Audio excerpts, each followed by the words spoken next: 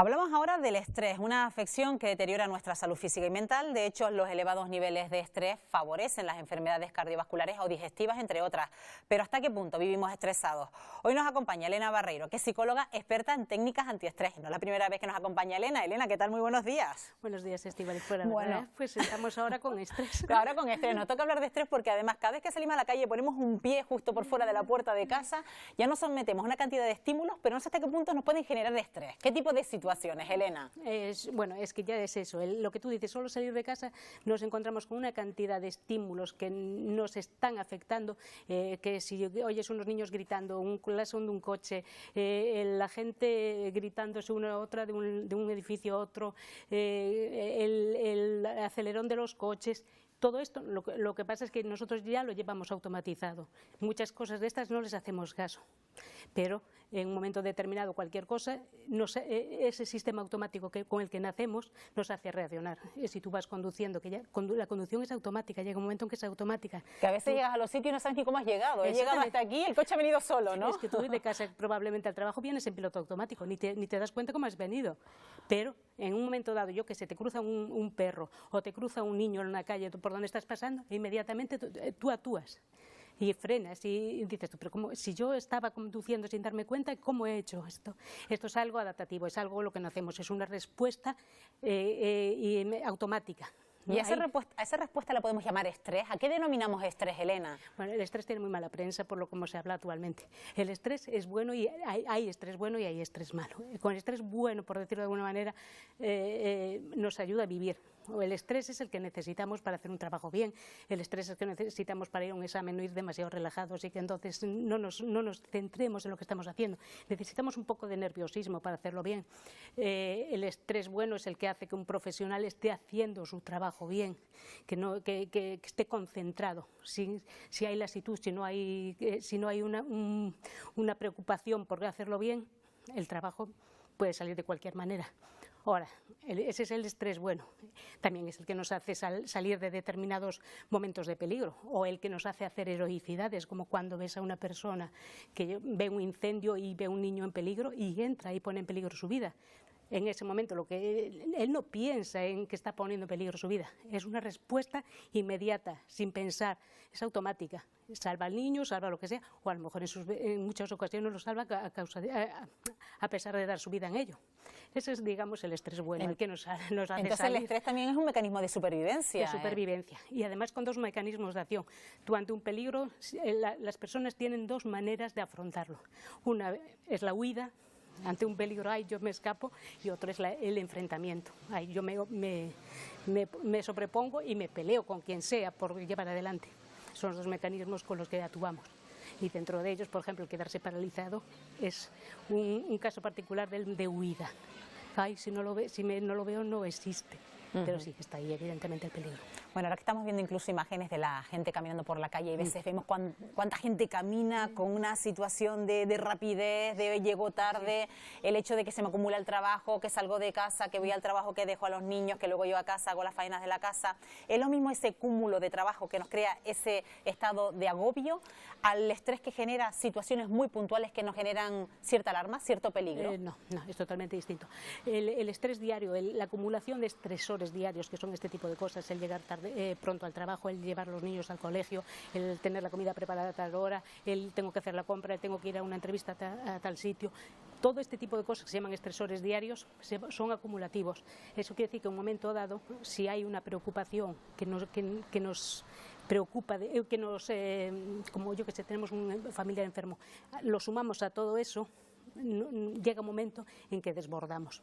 Hay situaciones en que las personas, que están mal en su trabajo, tienen problemas con los compañeros, con el jefe, problemas de que a lo mejor lo echan, llega un momento en que su grado de estrés llega a ser crónico.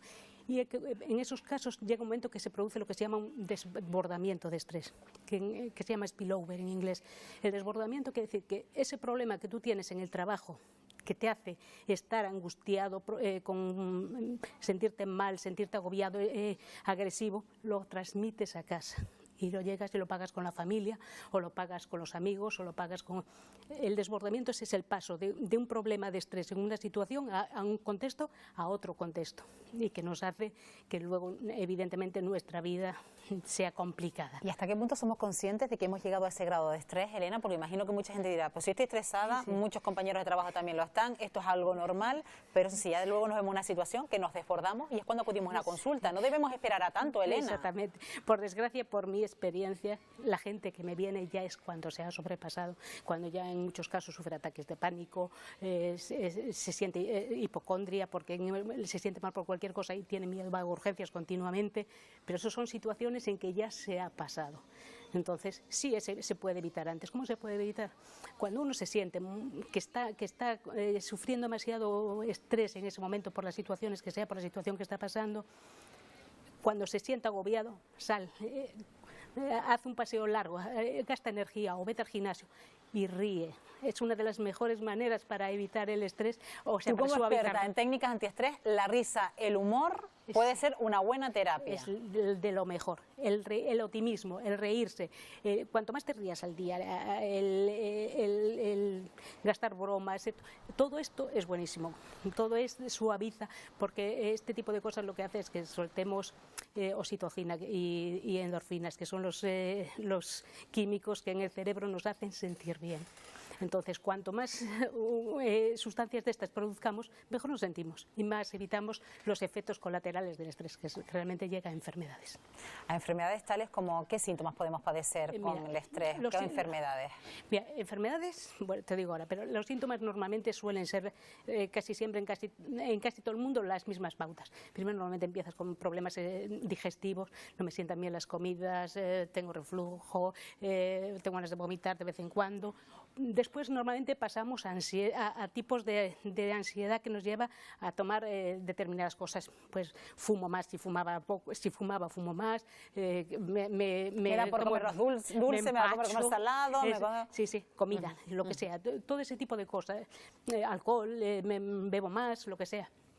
Y normalmente ya la tercera situación es los estados, en algunos casos ya del estado de ánimo, cambios del estado de ánimo. La persona en casa no se comporta como antes, viene de mal humor, está cabreada, su carácter ya no es el mismo realmente.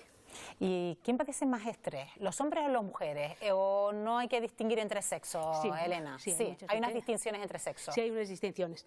El estrés, evidentemente, lo padecen igual, ¿no? O sea, lo padecen hombres, lo padecen mujeres, depende de sus situaciones. Pero las consecuencias en los hombres son distintas que en las mujeres. En los hombres, normalmente, a la larga dan lugar a enfermedades cardiovasculares, sobre todo.